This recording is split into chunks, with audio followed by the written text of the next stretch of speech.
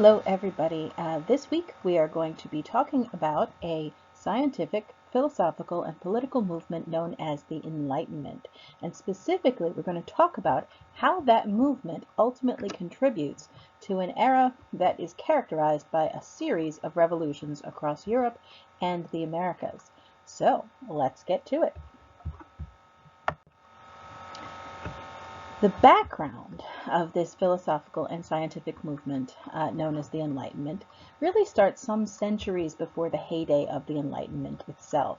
We mostly think of the Enlightenment as an 18th century phenomenon. Something around the middle of the 1700s is when this movement is in its full swing, but the roots of it go quite a bit further back.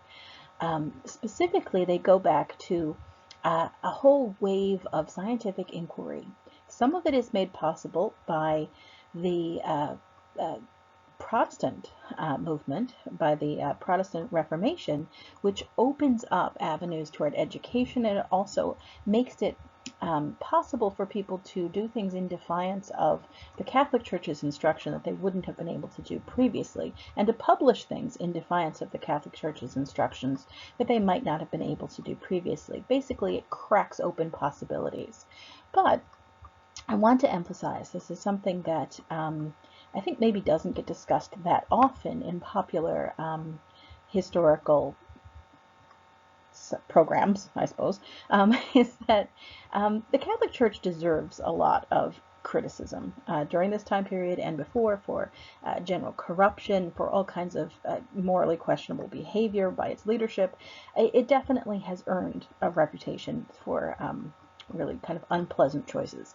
But one of the ways the Catholic Church kind of gets a bit of a bad rap has to do with its interaction with science. Even in the 16th century and earlier, the Catholic Church has never really been anti-science in the way that it is sometimes portrayed now. In fact, if you had to, I guess, enumerate the biggest single patron of hard sciences in particular, things like physics and astronomy, geology, biology, any of the sort of specific agricultural sciences, in many of those cases, the single greatest patron of the sciences has always been the Catholic Church. And it's the hostility that we imagine, very often popularly speaking, between the church and early scientists or even later scientists very much is mischaracterized. But that doesn't mean there wasn't some tension. There certainly was. And one of the issues over which there was some tension had to do with models of the universe. Astronomy and physics and mathematics are all involved in this. And in the 16th century, in the 1500s, big leaps forward were being made in all of those fields. Specifically, Nicholas Copernicus is going to publish his work on the revolutions of the celestial spheres, De Revolutionibus Orbium Celestium. And in it, he describes a heliocentric model. What a heliocentric model is, you can sort of see it over here in this lovely little artistic piece there. What a heliocentric model is the idea that the sun is in the center of at least our world, at least the universe, and then the earth goes around it. This is in contradiction to what the traditional views of both ancient peoples, like the Greeks and the Romans, and Christians, based on their scriptural evidence, held, which was the idea that the earth was the center of the universe. The sun, the moon, everything else went around the earth. That was the idea. Copernicus, based on some astronomical observations, big leaps forward are being made in optical technology at this point. Telescopes that will allow some serious clarity of view and magnification are really coming online, are being developed. And as a result of some of the observations that are made, and some of the math that he did, Copernicus argues that, no, I really think that the sun is in the center and the earth goes around it. That this is a radical idea, and so he had to put forward all of his defenses, and he makes his arguments, and he is quite persuasive in many ways, and of course we know that he is correct in the long run, but it was not universally accepted to be correct. Even in scientific circles, there were arguments back and forth about whether this was possible or not. I'm not going to get into all the details of exactly the scientific objections, but there were scientific objections, and a lot of what they boiled down to had to do with that model that you see circled there. Copernicus, when he described a heliocentric model and he drew what it would look like, he drew the orbits of the planets in perfect circles. I don't know if you can see that. And this is partly because he just assumed that shapes would naturally be as perfect as possible in a perfect universe. And so, obviously, if the planets went around the sun, they would go around in a perfect circle. They don't, though. The orbits of planets are elliptical. And for that reason, they don't always seem to be moving at the same rate. It's not that they don't, but they don't seem to be. In fact, sometimes they're not. They don't always seem to be moving at the same rate, and it's very, very difficult to come up with a working model. What existed prior to Copernicus was something called the Ptolemaic Model. It's from a Roman astronomer named Ptolemy, and he'd come up with a functional working model that would predict the position of the planets at any given time. So you could pick a date and do a little math, plug in the numbers, and figure out where, say, Venus would be in the sky on any given day. It worked. It was based on an error because Ptolemy thought that the Earth was the center and everything went around it. And in order to account for the fact that sometimes, if you're standing on Earth, now this is going to be difficult to do without being able to draw something on the board, sorry. But if you stand on Earth and you look at the planets that are going around, that are going through our night sky, they seem to move against the background of the constellations because the planets are much closer to us, and because the constellations are, and the stars themselves are very, very far away. It looks like they're all kind of moving in one unit because the Earth turns and we see that slice of the sky. And what we see of the sky just determines, is based on what part of the sky the Earth is pointed at. But in the case of the planets, they seem to move against that background because they're much closer to us and because they're going around the same star, the sun, that we are. And at some points, again, I apologize for not being able to draw you a visual here, but at certain points, it looks like the planets will be marching onward in a steady progression across the sky compared to the constellations, but then it will look like they kind of loop around and go backwards. They seem to be moving not in the same direction against the constellations, but back the other way.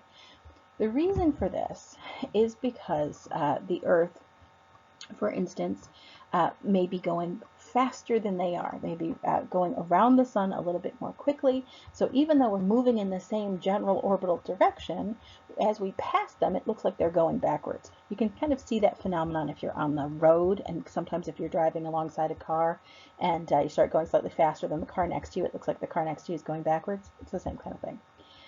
This was referred to as retrograde motion, and Ptolemy, the astronomer from ancient Rome, simply said, well, that's just what the planets do. They go along, and then loop-de-doo, go the other way. Copernicus says, well, that doesn't make a lot of sense. What would make sense is the phenomenon I just described, is if it looks like they're going backwards because we're passing them. That makes actually more sense. But here was the rub. Copernicus's critics said, oh yeah, smart guy? Well, do you have a working model that will predict the position of the planets in the future? And Copernicus had to say, no. I have a feeling this is how it works. I have some reason to believe it. I have some mathematical justification. And yet, I don't exactly have a working model. So, a huge debate ensues. One of the most famous defenders of the Copernican model is this guy, Galileo Galilei. 1564 to 1642, he lives in Italy. He was devoutly, again, the sort of fight between the Catholic Church and Galileo almost becomes a legend. But he was devoutly Catholic. He was strongly religious his entire life, really. And he didn't really see a conflict, which is going to be partly what actually does get him into trouble, between what he was proposing and what the Catholic Church felt was acceptable doctrine. So, at any rate, Galileo agrees with Copernicus. He himself is a brilliant scientist. He's made all kinds of advances in telescopic technology, so he's made some innovations in the telescope itself. He's a physicist. He does that very famous experiment where According to legend, he climbs the Leaning Tower of Pisa and he drops two objects, a big rock and a little rock, and you find that they fall at the same rate. So he's starting to work on things like gravity. He hasn't quite got it yet, but he's working on that. He also really picks up Copernicus's idea of the heliocentric model, and he also talks about things like the tides, perhaps being an indication that the Earth is moving. Now, he's a little bit wrong on that. We'll get back to that. But he is going to make a bunch of theories, and he's going to be quite popular, and he has a number of supporters inside the Catholic Church, specifically among the Jesuits, who are very interested in his work early on. However, here's the thing with Galileo. He had a difficult personality. He had a tendency to put his foot in his mouth, and he had a tendency to say offensive things. It may have been on purpose, it may not have been on purpose, but he was not the easiest person to get along with. And part of what ultimately gets him in trouble is this. He writes a document that talks about the heliocentric model, and he was invited to do this. Earlier on in his career, he promotes the heliocentric model, the idea that the sun is in the center. The church courts look into this, not him specifically, but look into the heliocentric model, and they say, look, it's contrary to scripture. We've examined the evidence. There's nobody who can provide a physical model that will show where the planets will be in the future. And so given that lack of actual evidence, we've ruled, the Catholic Church that is, the opposite of the Inquisition, but the Italian Inquisition, has ruled that it's heresy and that you shouldn't say that. And so Galileo was not in any trouble, but he was instructed that he wasn't allowed to teach heliocentric models, he wasn't allowed to publish things that promoted it, he wasn't allowed to talk about it in a direct way, in a way that contradicted the scriptures. And so he accepts this, and for about 10 years he's like, all right, fine, I won't. But then some years onward, he'd continued with his work, and he was invited to write a basic scientific text that presented both the arguments for and against the heliocentric model. And when he does this, Galileo makes the terrible, terrible mistake of casting the earth-centered advocate as an idiot. And he puts the arguments that the Pope himself put forward in favor of an earth-centered model in the mouth of this character whose name was Simplicus, which could, I guess, be a reference to an ancient figure, but also is a name that really literally kind of translates to idiot. And this, as you can imagine, went over terribly. And so Galileo is going to get into some serious trouble. So Galileo gets called in front of the Inquisition, and the trial proceeds. He's found to be guilty of promoting this heresy, even if he stood in front of the office of the Inquisition and insisted he didn't really believe this, and it was all, just following instructions and presenting the arguments as he was instructed to do. But nevertheless, they found that implausible. They argued that Galileo was presenting these ideas in a way that would encourage someone to believe in the heliocentric model. And so he was convicted. His works were burned, and he's convicted of heresy, and then he was sentenced to house arrest. He wasn't executed. He was never executed. He's going to spend some time in house arrest. And when I say house arrest, it was it's basically like a Martha Stewart house arrest. He had a comfortable villa and a comfortable lifestyle, and he didn't really suffer in any way. But he was deeply hurt by the whole process and embittered by it. And so his kind of angry denunciations in his private correspondence are kind of remembered, and that's a big part of how Galileo ends up becoming this kind of like scientific hero going up against the Catholic Church. I will say, for the record, that after his conviction and his house arrest sentence, the church administration more or less just kind of forgets about him for many years, and they just don't respond later on.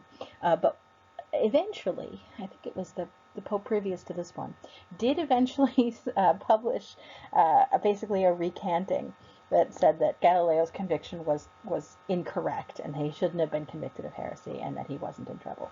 But it is kind of worth noting that Galileo's conflict with the church really wasn't so much about their resistance to the science as you might have thought. A lot of it boiled down to the fact that Galileo said some very unguarded things. Not only did he make the Pope look very foolish, but he makes a statement at one point that suggests that the Bible is excellent as moral guidance, and it's excellent as truth in the sense of philosophical truth, but it's not really meant to be used as scientific truth. And this statement by itself got him in some serious trouble. Okay. So, Galileo never did quite figure out the elliptical orbits. He never came up with a model that would predict the position of the planets. That was done by his contemporary, slightly younger, Johann Kepler. Kepler is, he's a Protestant, and he's going to be living in the Holy Roman Empire for the most part. Ultimately, he's going to retire to Prague. He has a really exciting life. He kind of goes from place to place, and he works for various people, and he's got really just a complicated, and look him up. He's very cool. But we don't have time to get into his entire, I guess, biography. But his deal, he actually does figure out the elliptical orbits. He actually does figure out why the tides work the way they do. And he gets into a big conflict with Galileo about that. This is another example of where Galileo's personality kind of comes shining through. Kepler is a correspondent of Galileo. He writes back and forth. He's in the same kind of scientific club that both of them are. And he writes a suggestion to Galileo saying, I think the tides, we have a high tide and a low tide twice a day. Maybe that has something to do with the moon. And Galileo dismisses this immediately and is like, that's ridiculous. It has to do with the fact that the Earth is moving and so the water sloshes, and you're wrong and you're dumb, Kepler, and I'm not listening to you. And he was very dismissive and mean, and Kepler just kind of goes, well, okay. And so lets it go. But of course, Kepler is ultimately correct. He's also going to be the one that figures out how the orbits actually work and comes up with a model that will predict the position of the planets. And so he is going to be the one that goes a long way to demonstrating that the heliocentric model has legs, that it really will work, that it does work. Even Kepler, however, now he may have been a Protestant, but he was devoutly religious. And he didn't see a conflict between his work as a scientist and religion. In fact, he saw himself as being kind of a tool of, or an agent on behalf of God, to make God's plans understandable to people through the use of mathematics and through the use of physics. There's a relatively famous quote that he wrote in a letter to one of his patrons. Those laws of nature are within the grasp of human mind. God wanted us to recognize them by creating us after his own image so that we could share in his own thoughts. Now, this is something I wanted to point out to you. It's a relatively famous quote, not only to give you some perspective into his philosophical background, religious background, but also to give you some perspective as to the nature of this movement that's about to happen in Europe. Kepler here is talking about something that is very much on the tip of everybody's tongue, even in the middle of the 16th century and onward. It's the idea of the laws of nature. Now, we talked about that a little bit with Locke and Hobbes. We saw that, and you should have, in your readings for this week. And we saw it a little bit with James I when he talked about what it meant to be a king. This idea that there are laws that govern how the natural world works are very much becoming almost universally accepted in scientific circles. They're not something you can see as separate from religion necessarily, but they're an important philosophical idea. And the idea that those laws can be understood using math, using physical sciences, is really what begins to characterize this movement we think of as the Enlightenment. Okay, so at any rate, he comes up with this model that actually works. He tries to justify it by using this notion of Platonic solids. He works and works and works on this. That's what this, I guess, big thing is. It's hard to explain exactly what it is. I don't have a word for it.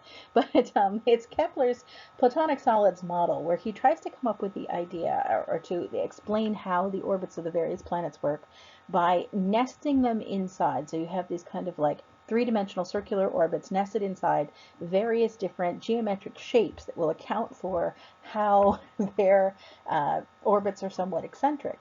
And it's very complex. It doesn't exactly work well, but it works I guess, enough in Kepler's mind to come up with a model and a functional way to actually describe how the orbits function. But the reason he goes through all these hoops and comes up with this very complicated three-dimensional physical model of how the universe must work is because Kepler, much like Galileo before him, was convinced that these natural laws that govern the universe and how it works must be the product of a perfect understanding, a perfect mind. And so therefore the shapes of the universe are perfect shapes, and they must be. And the fact that they're not, the orbits of the planets are not circular must have to be accounted for with a lot of other complicated geometric nested shapes. It's difficult to explain.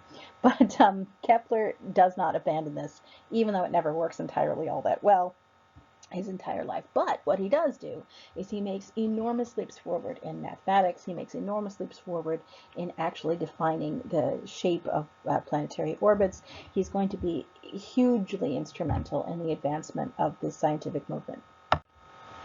Now, along these same lines, you have some others who are roughly contemporary and are making similar types of advances in what we would think of as sciences, although they're working in somewhat different fields, but they're applying the same kind of ideology. On the left here, you have an image of a guy named Andreas Vesalius. Vesalius is interested in medicine. He's interested in physiology and how the body works, anatomy and physiology. And this was a field that was desperately understudied. This is a good example of how the Catholic Church stood in opposition to scientific advancement. The church forbade, absolutely refused to allow dissection of human cadavers. This was something that was not done. It was not allowed. It was considered desecration of a corpse and a terrible sin. And so bodies, dead bodies of people who had died, no matter how it was they had died, were meant to be treated with respect and to be anointed and then to be buried, or cremated, but preferably buried, as soon as possible with all due haste and not to be interfered with in any way. And this is a lovely outlook, I suppose, but it really stands in the way of physicians, doctors, anatomists understanding how the physical body actually is put together and works. If you can't dissect a cadaver, and obviously you can't vivisect people because that's horrible torture, there's no real way to know exactly how things are put together and see it in a clear way. The only insight doctors had, surgeons I should say, would be from injuries that they treated for people. So if somebody happened to fall down and cut themselves open, the surgeon who treated them or tried to treat them might be able to get some sense, like battlefield injuries, based on that, of what was inside the human body and how it was working or not working and what was likely to kill you and what not, and make up some guesses. But these really are just shots in the dark and very much guesses, and there was not a lot known in the 16th century about how the body actually works. Vesalius is going to defy openly. Now, he's not the very first person to ever do this, but he is the first person among the first people to do it openly. He's going to defy the church's basic prohibition on dissection. He's going to dissect a cadaver, or several cadavers. He's going to draw detailed illustrations of what he finds, where he describes things like the nervous system, he describes things like muscle and tendon attachment, he describes things like the organs and the positions of the organs and how they seem to work, he describes the circulatory system, he describes all of these bodily processes in detail with detailed illustrations, and he publishes it in a work that is then available for people to buy. If they can't do their own dissections, and most people who are working as surgeons can't, they can buy Vesalius's and look into it and benefit from this understanding and benefit from this knowledge. That was what was really different. Vesalius is probably not, certainly not, the first person ever to do dissections like this, but he is among the first people in Europe to be able to do it, admit that he did it, publish a book with his findings, and not be arrested and burned at the stake as a horrible sinner and a heretic and a blasphemer, etc. So big leaps forward are going to be made in the field of medicine. They're going to start challenging some of the traditional views, and this goes way, way back, possibly to Mesopotamia, but certainly to ancient Greece, of how the body actually works and functions. What was popular up until Vesalius, and a little bit beyond, is an explanation for how the body worked was something called the theory of the humors. it's this idea, and it really varies from person to person and time to time, but the basic idea is that your body is made up of, bones and skin and such, but has inside it four kind of fluids. And these four fluids, you have blood, you have yellow bile, you have black bile, you have phlegm, I suppose I should say. You have these four humors, and they have to be in balance with each other. And if they get out of balance, then you become ill. That was the basic idea. So this was the prevailing idea of how the body worked up until this point. And that has its downsides. First of all, it's complete nonsense. But second of all, it has its downsides because if that's how you think the body works, that there are these humors and they have to remain in balance, and that perhaps you can use food or something to balance them out, or heat or cold, or there's all kinds of varied theories on this, it leads to conclusions that can be dangerous. For instance, if you were a physician, if you were somebody who treated people who were ill in the early part of the 1500s, and that person were to show up and have a high fever, you might think, this person's problem is that they have too much, they have an imbalance, they have too much blood, or they have too much yellow bile, and the only way we're going to get rid of that and reduce their fever is by bloodletting. And so you might use leeches. This was actually the much safer route. If you had to have your blood let, you wanted to have leeches. You might use leeches and stick leeches on people in order to take blood out. Or if you felt like that wasn't going to cut it, you could open up a vein and drain a significant amount of blood out of a person. Now, the reason leeches are safer is because leeches have a natural antiseptic in their saliva, so they don't pass disease easily from person to person. They also don't, the wounds from a leech typically do not get infected. And they only take a certain amount of blood. So gross as it may sound, leeches are definitely your best bet if you're in this situation. Bloodletting by using a razor, often a barber would be the person who did this. Bloodletting by using a razor and opening up someone's vein and draining their blood out is a horrible way to try to treat someone with a bad fever. First of all, if you're sick, the last thing in the world you need is to lose blood. Second of all, if you are sick, the last thing in the world you need to do is to be cut with an unsterilized blade and lose blood, which means you're now open to infection as well as the weakness from blood loss. Now, to be 100% fair, kind of like what we talked about with the Black Death, where people are almost there, they kind of understand it. Remember the ring around the rosy, pocket full of posy, where people thought that maybe smelling a bad smell exposed them to the Black Plague. They're almost right. And the bloodletting thing is kind of the same deal. People are wrong, and it's a terrible practice, and you shouldn't do that. This is a good way to die. If you've got a terrible fever, the last thing you need to do is lose blood. But keeping in mind that people have very few other choices in terms of how to treat somebody who is ill, if a person did have a dangerously high fever, something 104, 105, where it looks like they're going to have brain damage and die of that, it is technically possible to lower their body temperature by draining a pint or two of blood out of them. Now, it likely will kill them, but if it doesn't, they might get better. And so it's kind of almost that same idea, where it makes some logical sense if you don't have all the pieces of the information. A person is flushed, they're red, they're sweating, they're hot, and if you drain their blood, it does have a chilling effect. It makes people feel cooler or cold because they don't have enough blood. And so it sort of almost makes sense, and they work on this kind of shot in the dark hope, maybe, association for years and years and years and years. But of course it doesn't work well. Medicine prior to the 1600s and even somewhat beyond that is really just a terrible gamble, and it doesn't work all that well. So Vesalius starts making steps forward by using dissection to understand how the body actually works. Paracelsus is another character who is famous around the same time for his ideas that he puts forward. He challenges the notions of the humors, as we talked about, but he does it in a slightly different way. Now, Paracelsus, I should back up and explain. Paracelsus himself was a crackpot. He had some strange ideas, And that is true of almost all of the characters we've already talked about up until this point. People make enormous leaps forward in scientific understanding, but it's very rare for them not to be significantly wrong about some things, at least. Paracelsus is more significantly wrong than most, however, and he has a very high opinion of himself. He gives himself the name Philippus Theophrastus Aureolus Bombastus von Hohenheim, and he publishes his works under the name Paracelsus because there was an ancient Roman doctor named Celsus, and so he wants to be the equal of Celsus. So that's what Paracelsus means. But at any rate, he attacks the idea of humors. He's right about that. Humors are nonsense. But where he goes wrong is he comes up with this other idea.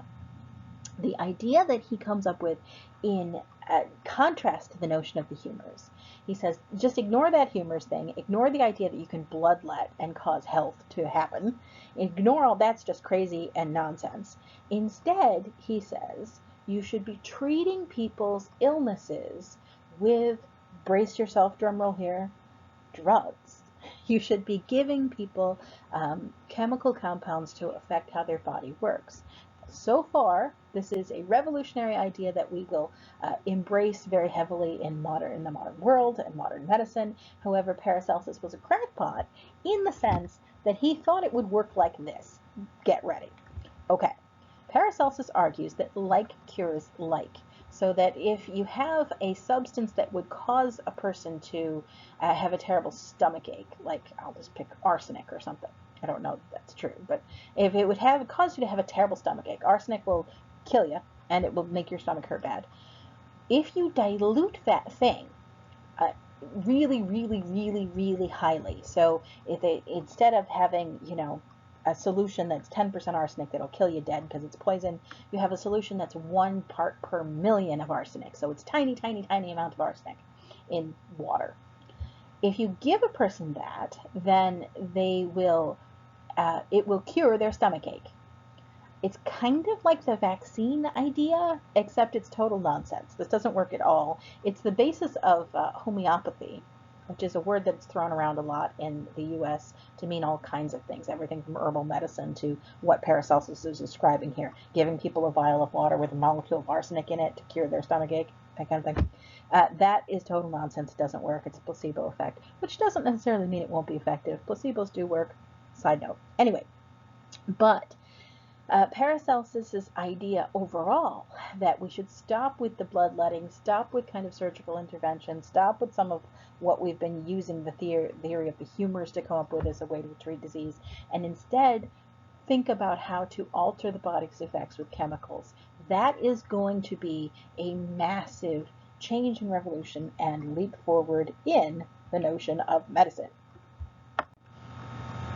Now, we're a little bit into scientific theory and philosophy.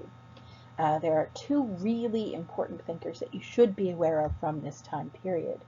The first, our philosopher, Rene Descartes. He's going to live from 1596 to 1650, and he's going to write what is arguably the most influential philosophical text, certainly of his generation, and there are a bunch from his generation, and arguably it's one of the best known ones even to today. Rene Descartes is revolutionary because he's working as a philosopher. There had been many philosophers before him, but the philosophers that worked before 1596 to 1650 were working under the umbrella of, and we all know this, the Catholic Church. The Catholic Church was responsible for higher education in large part, and they're responsible largely for what can get published and what can't get published, what gets supported and what doesn't get supported. Well, it has been some time since the Protestant Reformation at this point when Rene Descartes begins writing, and that door has been cracked open. So even though he is French and he's Catholic, he doesn't really stop being Catholic, he doesn't challenge the Catholic Church. Nevertheless, he is able to write his philosophical works outside the immediate oversight of the Catholic Church, get away with it, get it published, and not get in trouble.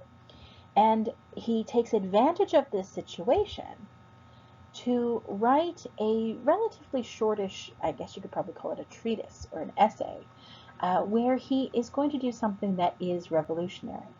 Prior philosophers, people who thought about the truth and structure of the world and the cosmos and the universe and what it all means, they were always constrained by the church, people like Thomas Aquinas, for instance, to begin their philosophical explorations with certain accepted truths. They had to accept the basic principles, as they were known, first things. The basic principles included that God exists, that God created the world, and that God is all-powerful. All of those things were principles that you just had to start with, write those down, accept them, and then move from there. And so prior philosophers really just kind of did that in Europe. Rene Descartes is revolutionary because he says, okay, how about, just as a thought exercise here, I'm not challenging the church directly, what if we start without any first principles? What if we start assuming nothing and then ask ourselves, what do we actually know to be true? And how can we know it? You could refer to this entire field of inquiry as epistemology, if you'd like to know a fancy word. That's the sort of study of how you know what you know. At any rate, here we're going to look into this. Rene Descartes begins with no assumptions. And then he writes his most famous treatise where he begins this way and says, okay, so what do we know and how do we know it? And he asks questions and questions and questions and further examines what it is we know and how we can possibly know it. And what he does is he challenges much of those accepted first principles. He says, look, if we know about the world by looking around and saying, well, I seem to see things with my eyes, and I hear things with my ears, and I feel things with my fingertips, etc., we can assume that we know things. But what if we're deceived? What if we all know that our senses can deceive us? What if I'm looking around, looking at all of these things, and in fact, it's not really there? If we have a dream, for instance, things look really real. It feels like it's really happening in your dream, and yet you wake up and you realize, oh no, that wasn't real at all. He said, what if that's what reality is all the time? What if we're all just dreaming? What if this is some kind of a situation where we think our senses are telling us the truth, but they're not? Can we really know for sure? And he concludes that you can't. You can't really know for sure. And he goes through a bunch of other processes like that. And then in the end, he says, look, I've made all these logical arguments about how we think we know things, but we might be deceived. There really is only one thing you can actually know for sure. I think, therefore I am. Cogito ergo sum. What this means put more simply, is that you must exist. Now, you don't know what you're actually like because you could be dreaming this whole thing and your perception of who you are and what you are could be completely wrong. You could be a brain floating in a jar somewhere. And this whole thing is just an elaborate fantasy, like the Matrix or something. But you must exist in some capacity. You must have some conscious existence in one way or another. Because if you don't exist, who's asking these questions? See? Logical trap there. So, Rene Descartes argues in his treatise that there really is only one thing you can know for sure, and that is that you must exist in some capacity, but everything else is open to doubt, is open to question. And so it's a revolutionary idea, and people are going to take this and go off on it. They're going to go in a variety of different directions. One of those directions, and one of the more practical ones, Francis Bacon is going to pick up this same kind of question. How do we know what we know? How do we draw the conclusions that we draw, and how can we trust them? And Francis Bacon, who's an English philosopher, and I guess scientist as well, and statesman, he's a nobleman, Sir Francis Bacon, is going to come up with something we might call the sort of modern scientific method, where he publishes a bunch of treatises saying, look, we have to figure out how we know what we know, and at what point we should be satisfied that our knowledge is reliable. And one of the ways we can do that is by coming up with a method of examination, so that you would come up with a thesis, some kind of a theory about what's happening, a hypothesis. Then you would use empirical observation. You would test your hypothesis in one way or another, observe the results, and then come up with a conclusion as a result of that. And we would think of this as the scientific method. He describes this, he describes how this is the best way to get at the truth of a matter, as close as we can. The best kind of working definition of what is right and what is not is to use empirical observation. Use your senses to observe, use math to record, to figure things out logically and through evidence. And kind of an evidence-based observation is the best way to know whether you're right or you're wrong. So his ideas are going to take off and going to become very popularized in the century or two after this as well. So all of these advances very much moving toward the modern world, and yet this is also going to be the time when there's going to be a big leap backwards in a sense as well. There's going to be, roughly at the same time period, a huge wave of witchcraft persecutions. Now, I wanted to take a moment to give you a little bit of background into the sort of historical process of witchcraft persecutions. One of our readings from earlier in the semester, we never really quite discussed it, was an excerpt from something called the Malleus Maleficarum, the Hammer of Witches. It's written by a couple of Dominican monks, Catholics, who are going to write as closely as they can a very scientific examination of what witches are, what they can do, what they can't do, how to identify them, how to prosecute them, and how to basically deal with witches if you find them. They do not at all question the idea that witches exist, but it was, in a sense, almost an attempt to be kind of empirical about it. They will have a whole bunch of both theory and empirical observation about witchcraft and what it means. And in the Malleus Maleficarum, they describe the sorts of things witches do. And much of what they describe matches up with this kind of like folk magic that is popularly understood to be real in Europe in the 15th century and earlier. Some of it has origins in pagan observation. Some of it just is old, I guess, traditions from parts of Christianity. It's basically sprinkled around. But what you typically find in this earlier concern about witchcraft, witches are identified as usually women who are outside society in some way or another. They don't have families to protect them. They are kind of living on the outskirts of society. They're in a vulnerable position. And in many cases, they may be actively telling people that they have supernatural powers, that they can put curses on people. And many of the curses that they are described in the Malleus Maleficarum as putting on people have almost exclusively to do with fertility issues. This is a farm agrarian economy, after all, and so fertility is a really important part, not just of, I guess, pagan superstitious practice, but also is an important part of life. Everything depends on whether the crops grow. Everything depends on whether your cattle breed properly. Everything depends on whether the cow continues to give milk. And everything depends on whether you can have lots of children to counteract the death rate, etc. So these witches are often accused of doing something to interfere with that. They put a curse on people, and so the goat's milk dries up, or they have fits or something. They sometimes put a curse on people to create impotence, and that's what our reading, it's one of the funnier elements of, if you have a bleak sense of humor, one of the funnier elements of the Malleus Maleficarum. It reads almost like a joke, where it describes how witches who have been offended by various men will take their revenge by creating an illusion where it seems that men's penises will disappear. Read the Malleus Maleficarum, it's on Blackboard, it's pretty funny.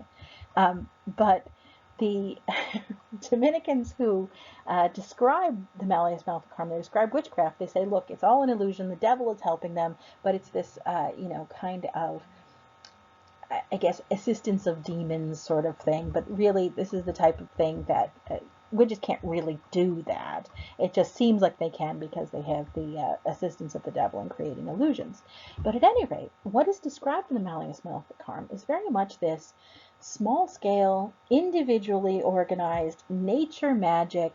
It makes a certain amount of sense that women who are vulnerable, older women in particular, living on the edges of society, who are afraid that they may be taken advantage of or in a vulnerable position might really enjoy people to think that they have some kind of supernatural ability to put curses on them or to cause them kind of problems if they're not treated well. It makes sense. It all sort of fits together, and it goes together with a long, centuries-long tradition of people who are buying and selling charms and generally trying to put the evil eye or take the evil eye off of each other. What you get in the 16th century is something else. The witchcraft persecutions that really start taking off in the 1500s into the 1600s are on a totally different scale, and they have a totally different set of targets. Instead of just weird old ladies who live on the outside of town, what happens is that you get something like the Spanish Inquisition. There's concern that entire groups of people inside towns, cities, villages, countryside, that they might be secretly meeting up and practicing something called the Black Sabbath. So big whole groups of witches are getting together and worshiping Satan. And in this wave of witchcraft concern, witchcraft hysteria, you could call it, it's not just weird old women who live on the outside of town who get targeted. It's entire communities.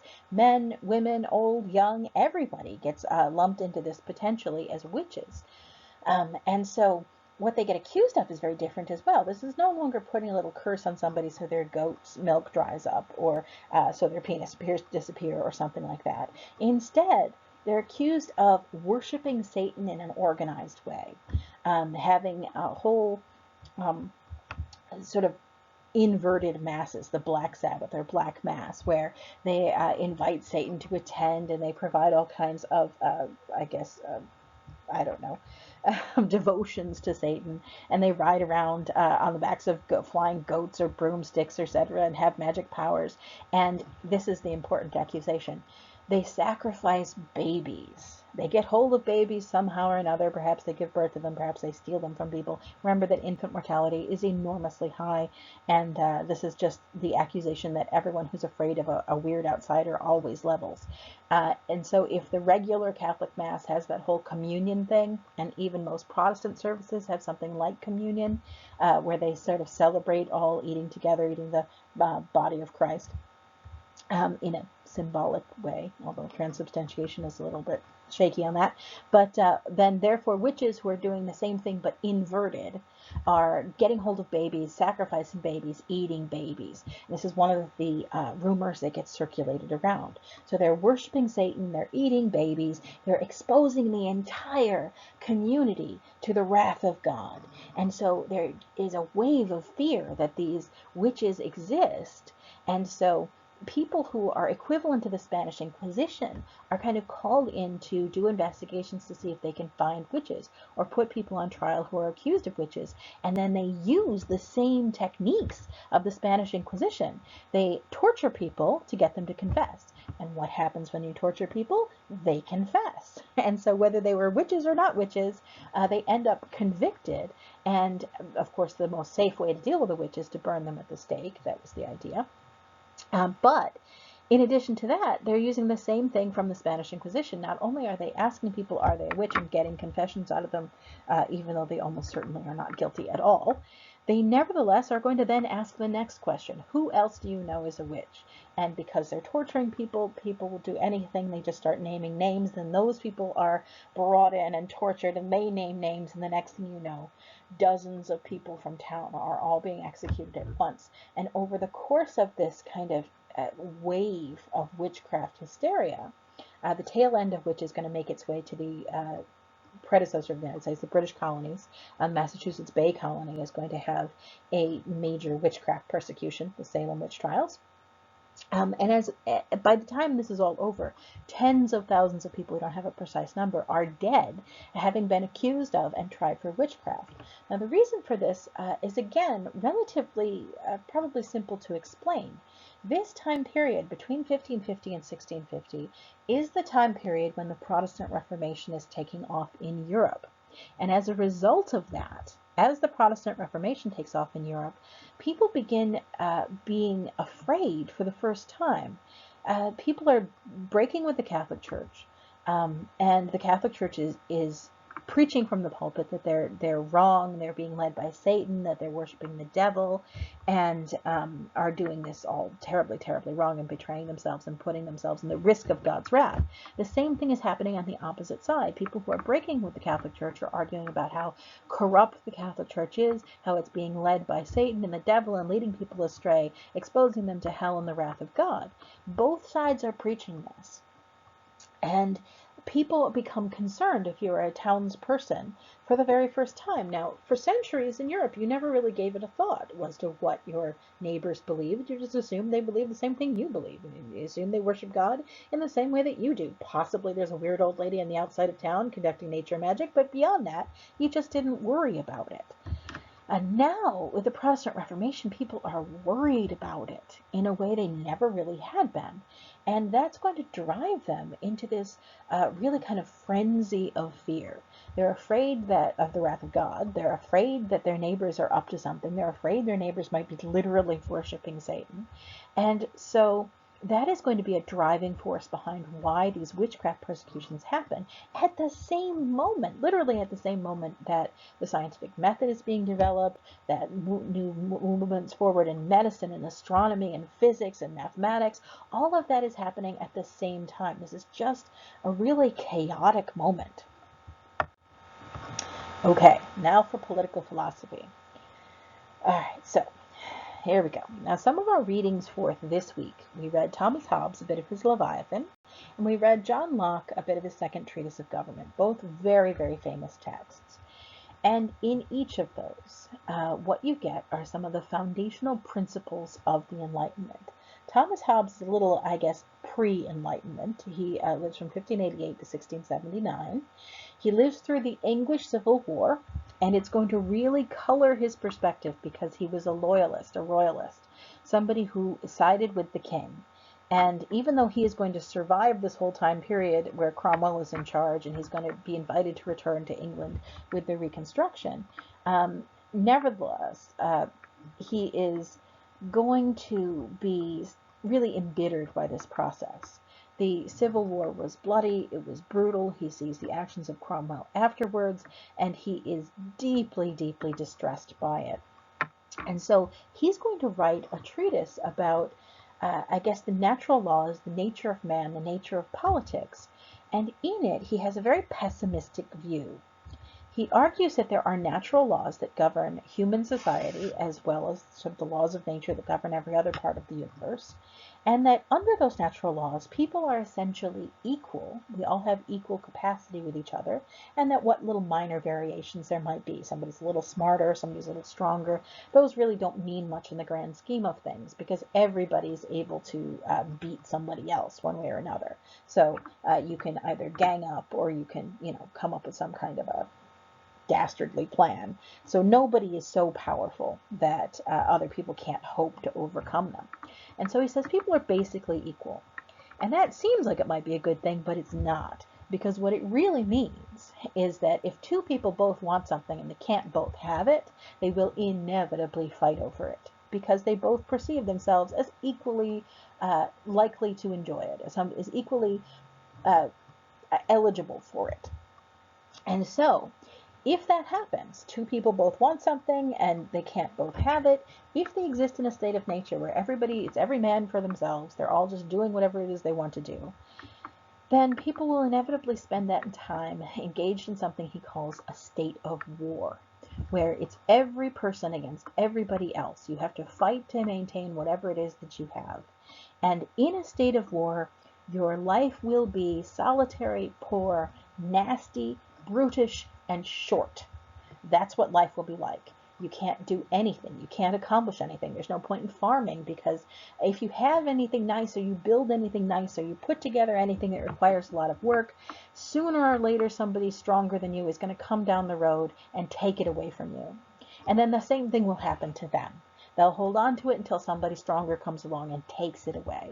So there's no point in doing anything. There's no point in organization. There's no point in accomplishing anything. There's no point in art or literature. There's no point in any of it as long as you live in a state of nature, because sooner or later somebody's just going to beat you up and take it from you. That's his overall view. So what's the solution to this? Thomas Hobbes argues that the solution is that you have to have an overarching power, someone who is able to keep everybody else in check. And that means society has to give them that power to do it, largely, but he doesn't really focus on this.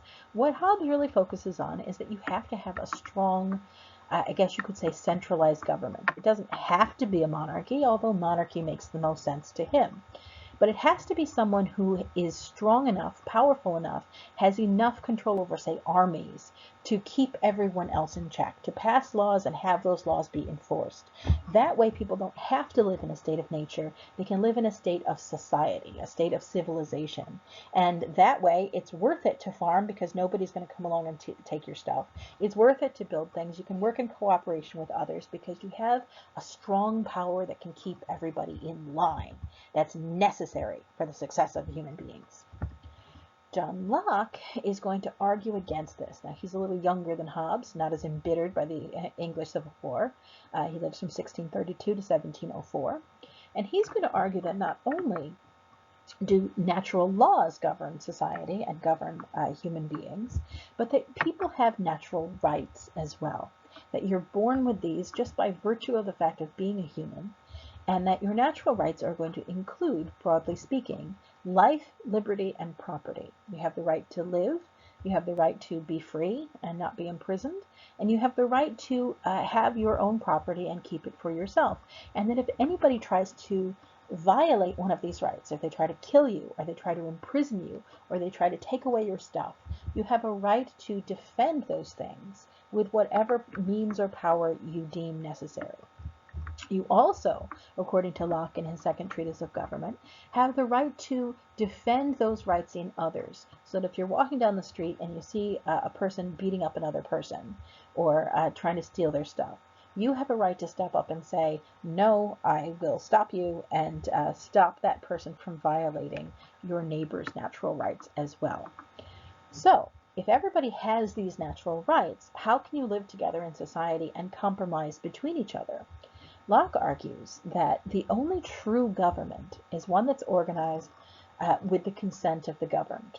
So everyone has to agree, has to naturally quit his own rights and his own right to defend his life, liberty, and property, and give it up into the hands of a government, of a society. Whatever government, however it's structured, Locke doesn't make an argument about that, but the only real valid government is one that is put together with the consent of the governed, where everybody agrees we're going to form a government. And it's one that defends the life, liberty, and property of all of its members. If the government fails to defend the natural rights of the people it serves, then it's no valid government. If it's a government that is put together without the consent of the people that it serves, it's no valid government. Locke is going to directly challenge monarchy in particular, especially absolute monarchy. Locke doesn't necessarily feel that all monarchy is necessarily bad. Constitutional monarchy might be okay, but absolute monarchy, like they have in France, where you have one king who just runs everything and can point at a person and say, he's ugly, kill him, this is something that Locke would say is not any valid kind of government. This is tyranny. And in the case where you are living in a situation, where you're living in a society that doesn't protect your natural rights, that gives you no court of appeal, so that if the person who's been chosen to be the executive officer, a king, a president, whoever it is, if that person can just do things and you have no ability to appeal those decisions, then your rights are not being protected. They're not being supported. And in that case, John Locke argues, you revert to a state of nature. So if your government fails in its responsibilities, you return to be the right to enforce your own natural rights for yourself. This is an important idea, because John Locke here is suggesting that not only do you have the right to rebel against a tyrannical government, one that isn't defending your rights and isn't giving you the court of appeal, but he might argue you have a moral obligation to rebel against a government like that in order to create something that is more just, more fair, and more in keeping with natural laws and natural rights.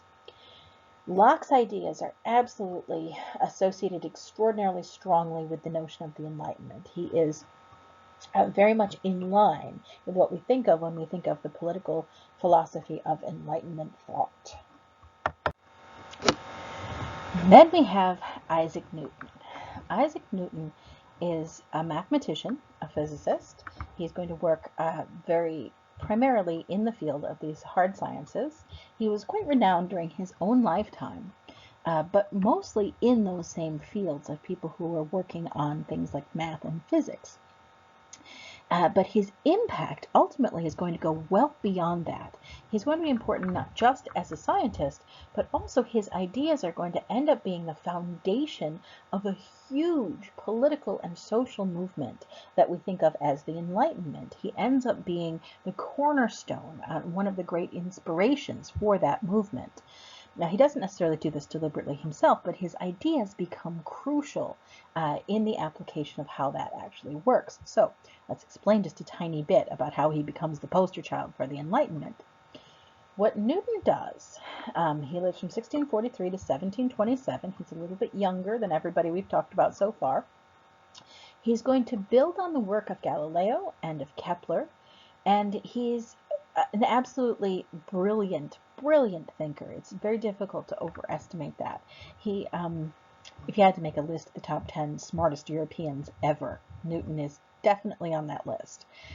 He's going to come up with coherent universal laws, very much like we just talked about with John Locke and the universal rights and universal laws of nature that govern how society works. Newton is going to come up with universal laws for how physical sciences work. He's going to come up with universal laws governing motion. You probably have studied those if you've taken any physics in your life.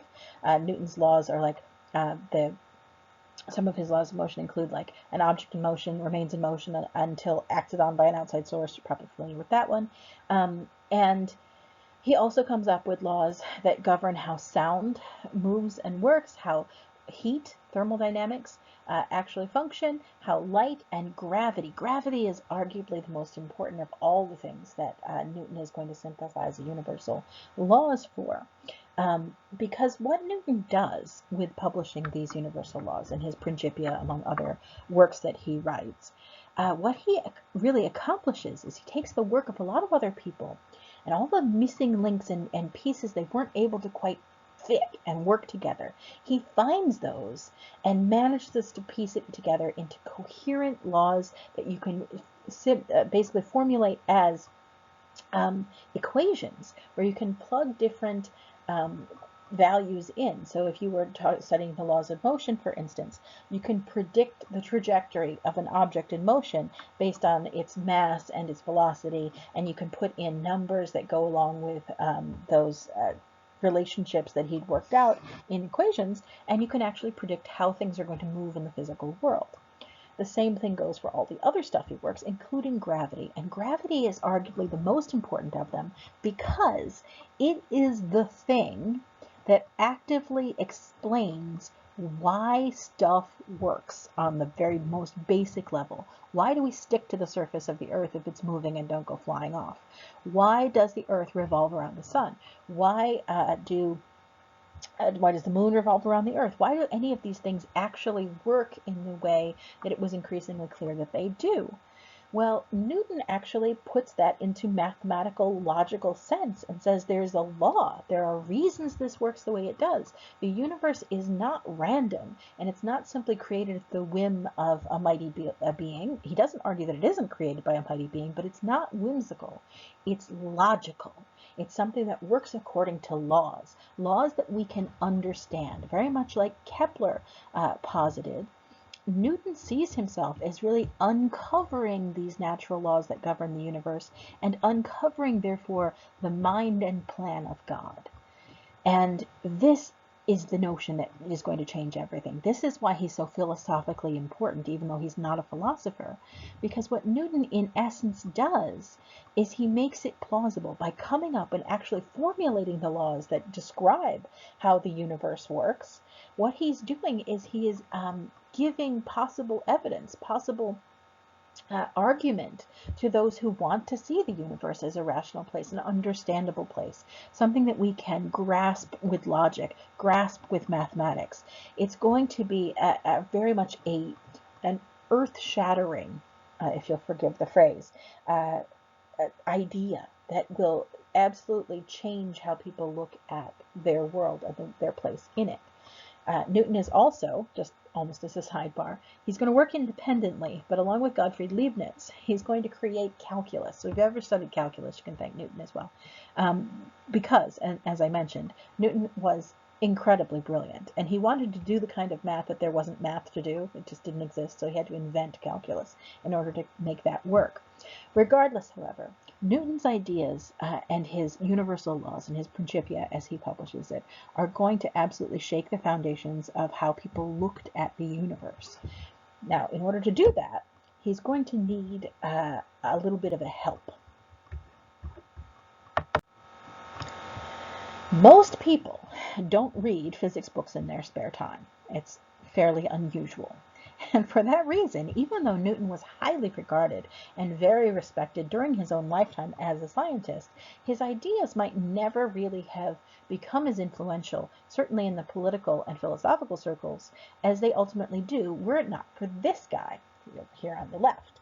That's Voltaire. His name is François-Marie Arouet. You don't have to remember that. He's known as Voltaire, and that's how he publishes his writing. And he works as something called a philosophe, somebody who is a philosopher in France. And you probably ask yourself, how can you do this for a living?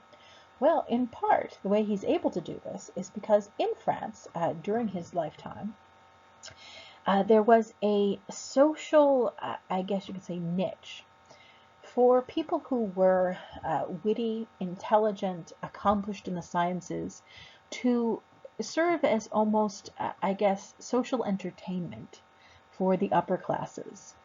There was a practice known as the Salone, which is just a French word for like living room or parlor.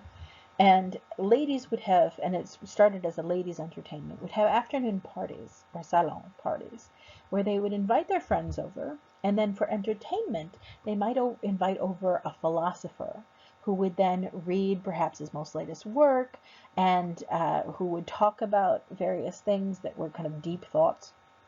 And everybody would think about it, listen to it, discuss it, and have this very kind of hoity-toity, highfalutin, very intellectual afternoon. And so in order to be most entertaining, those philosophers who were hired to work at the Salon would take on ideas that were provocative.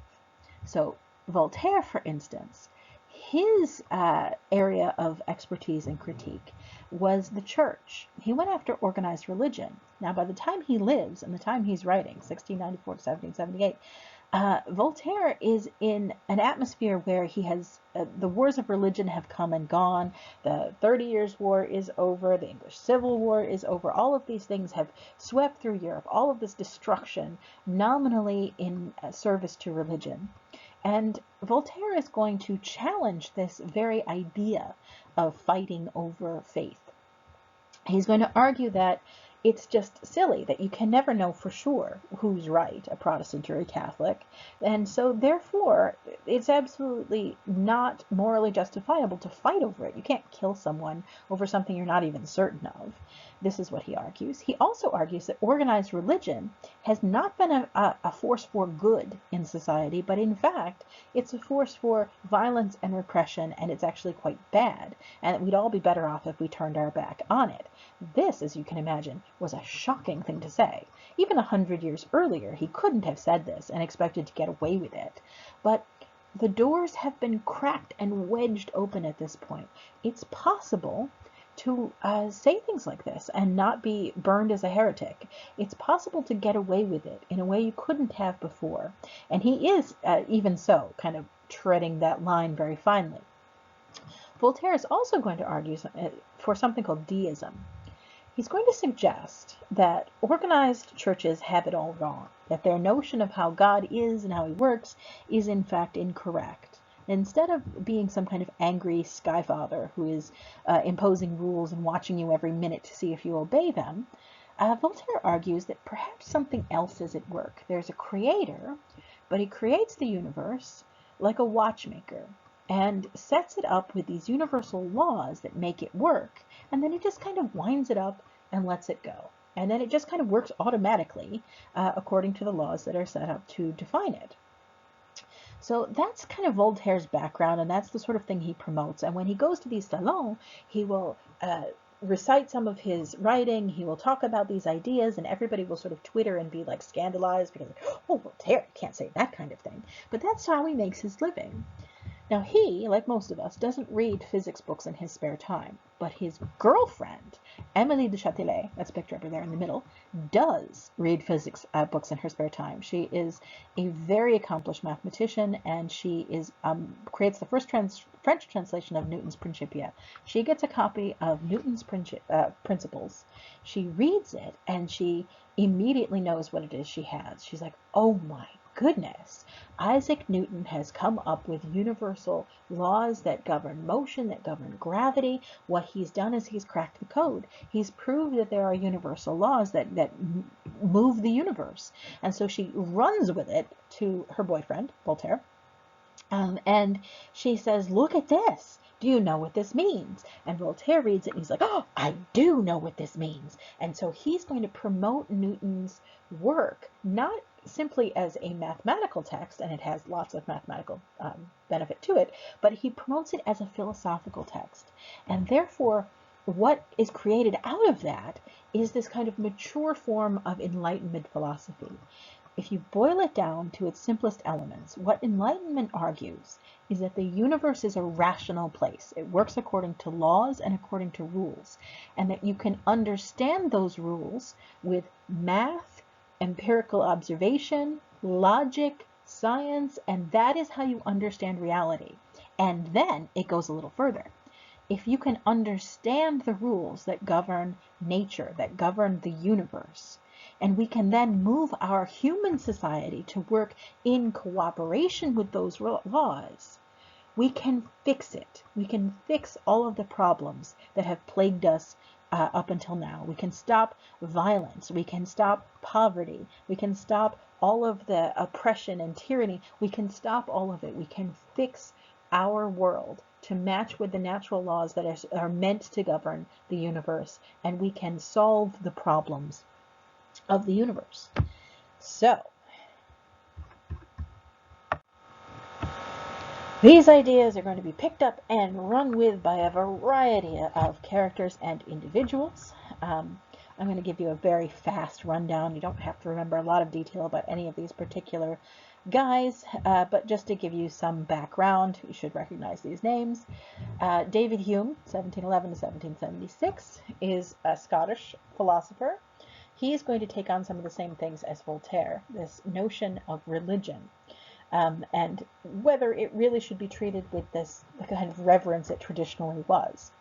He's going to kind of walk that line as carefully as he can, but David Hume more or less directly calls out religious faith as being really indistinguishable from superstition.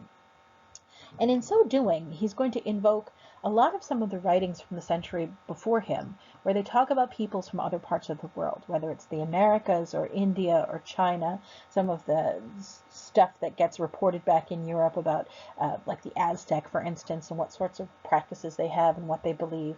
And as you might imagine, when Europeans wrote typically about the beliefs and behavior of other people in the world, they tended to write with a very biased and very, I guess, sort of bigoted view, where other people's religions were superstition, they were terrible, well, they don't usually go so far as demon worship, though sometimes they do, where they are just foolish, misguided belief based on nothing.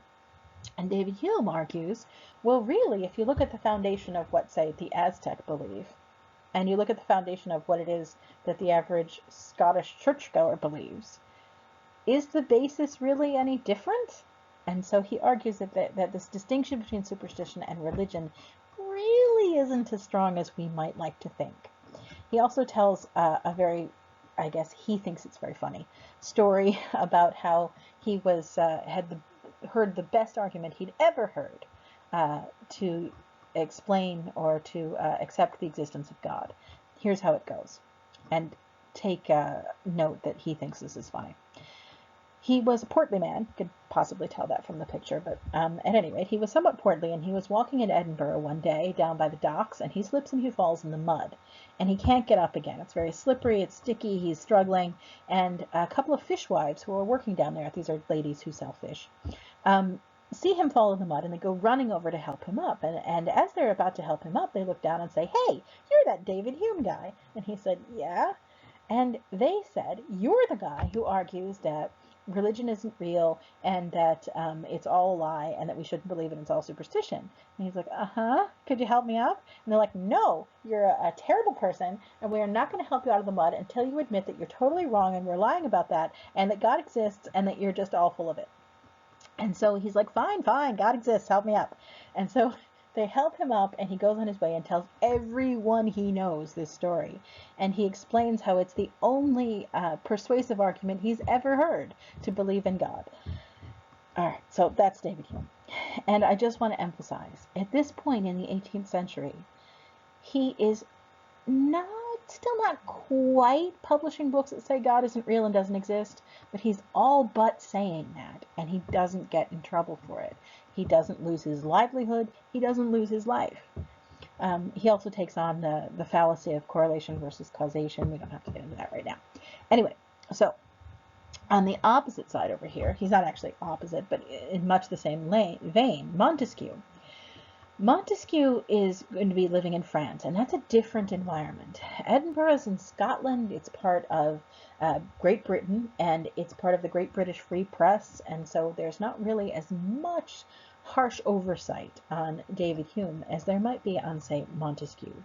Montesquieu is going to take on also a hot-button topic, even hotter than religion. Voltaire got away with quite a lot when it came to arguing against organized religion. Montesquieu is going to talk about the law. He's going to talk about justice. He's going to publish a book called The Spirit of the Laws. And in The Spirit of the Laws, he argues, much the same way that John Locke does, that the law should be something that is superior to any individual enforcer of that law. So the law itself should come above the rank of the king. And that's a daring thing to say in France, because France is an absolute monarchy at this point. He also says that the purpose of the law is to set it up to protect everyone under it, so that government should be set up so that no man need fear another. And when he says that, he means it should fear the arbitrary action of another person. So a government should be set up and the laws should be formed so that no single person can simply point his finger and say, "I want that guy killed," and get away with it. Instead, it should be something where if you are obeying the laws, if you're paying your taxes, if you're doing what you're supposed to do, you should be able to live in complete security and have no fear that your government or anybody else will act against you. This was somewhat daring for him to get away with, but he does get away with it. Where he actually steps across the line and gets in trouble is when he publishes something called Les Lettres Persiennes, the Persian letters. And in the Persian letters, Montesquieu compares the king of France to the king of Persia. And when I say the king of Persia, I don't mean his contemporary ruler of what is now Iran. I mean, he's comparing the king of France, the absolute ruler, to the king of Persia that you find in Herodotus. So if you've seen that movie 300, that king of Persia, Xerxes, king of Persia. And if you've read any Herodotus or seen the movie 300, you get some notion of how that character is typically caricatured and portrayed as this terrible, horrible tyrant who thinks he's a god, but he isn't a god. It's a whole big thing. And this was very well understood by educated people of his day. And so by referring to the king of France as being essentially the same as this Xerxes, king of Persia, who's just going around thinking he's a god and he's not a god and he's a tyrant and he's just slaughtering people however he wants to and is just generally a horrible person and there's no real distinction between the two of them, Montesquieu steps over the line. He's gone too far. And so he gets in trouble, he gets arrested, he ultimately gets sort of exiled from France and he has to wander around, but he doesn't shut up, he keeps publishing, and he keeps arguing against this notion of absolute monarchy. And that's an important thing to know going forward. For our lecture next time, what we're going to be talking about is how these ideas of enlightenment, how these ideas of natural laws and rational laws that govern the universe, how they clash with notions of traditional government, particularly absolute monarchy, which is perceived by Montesquieu and others as being irreconcilable. John Locke straight up argues it's irreconcilable. You can't have a king with absolute power and have a society that is run with the consent of the governed. It's not possible.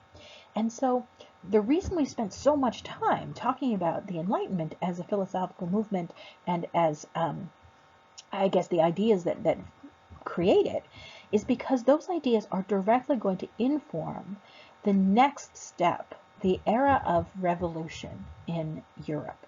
There are going to be a series of them. They're going to happen like dominoes. It's going to be a cascading effect, and it's going to radically alter the shape of government in Europe going forward.